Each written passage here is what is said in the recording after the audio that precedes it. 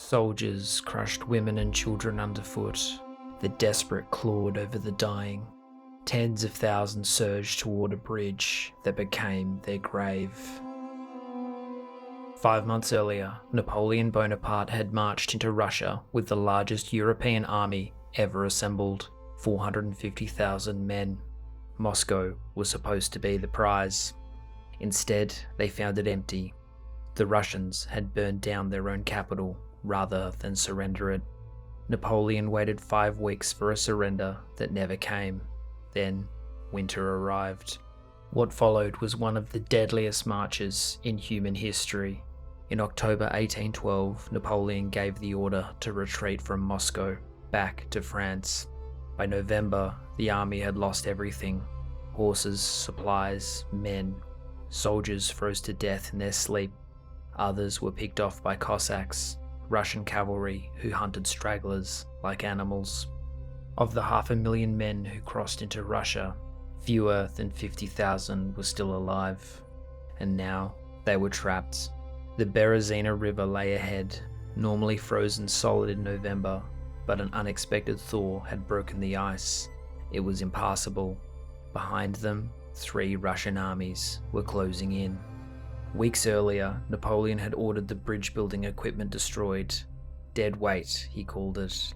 General Jean-Baptiste Eblé refused. He hid the forges, tools, and the coal. He knew the army might need them.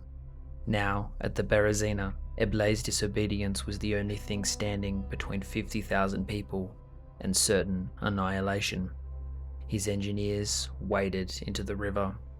The water was chest-deep and freezing. Ice chunks drifted past them. They had nothing to warm them, not even fires on the far bank. For 6 hours they stood in that water, hammering, lifting, holding the beams in place while their fingers went numb. One by one, men collapsed and were dragged to shore. Some never got back up.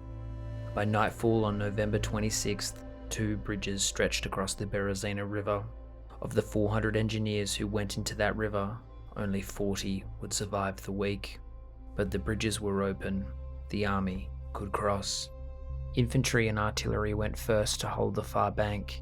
Once the passage was secure, Napoleon followed with his guard. By nightfall on November 28th, most of the army was across. Officers rode among the stragglers, the wounded, the civilians, the women and children who had followed the army from Moscow. They urged them to cross now, while the bridges were clear.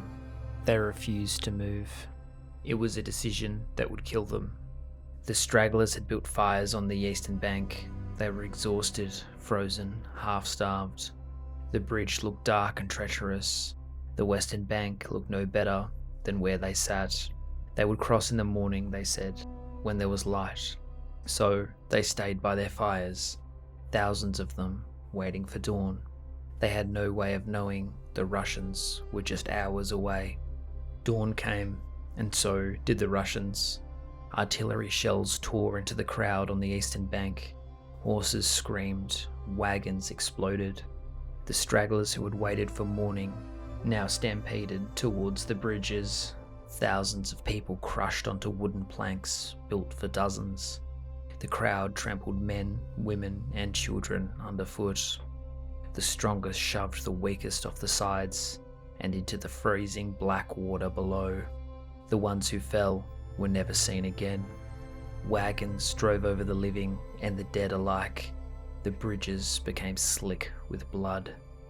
One soldier who had survived later wrote, "It was with horror, but at that time with a dull, indifferent feeling, that I looked at the masses of horses and people which lay dead, piled high upon the bridge.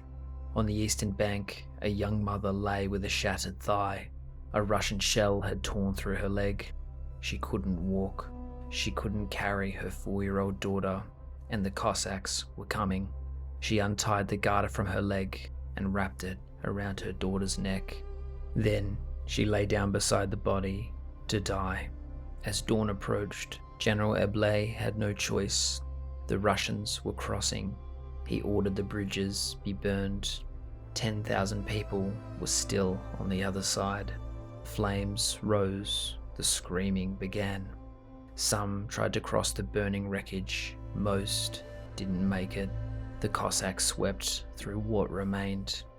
Tens of thousands of people died at the Berezina River, soldiers and civilians alike. General Ablay, the man who had saved them, died weeks later.